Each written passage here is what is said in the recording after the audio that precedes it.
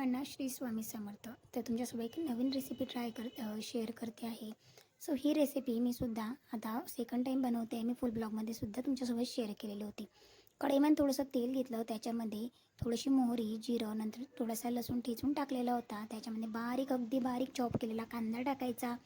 एक छोटंसं टोमॅटो होती, त्याची प्युरीसुद्धा केलेली होती. सगळं काही छान असं मिक्स करून घ्यायचं.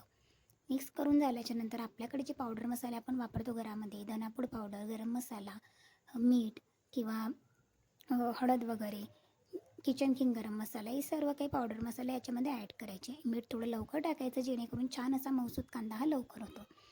किचन किंग गरम मसाला ॲड केला, पुन्हा छान असं मिक्स करून घेतलं. थोडंसं हिंगसुद्धा टाकायचा, याच्यामुळे छान आणि टेस्टी होती ही भाजी. लगेचच त्याच्यामध्ये अगदी थोडंसं पाणी ॲड करायचं, हवं तेवढं कन्सिस्टन्सीमध्ये पाणी ॲड केलं. वरतून शेव टाकली, नंतर हिरवीगार कोथिंबीर गार्निश केली.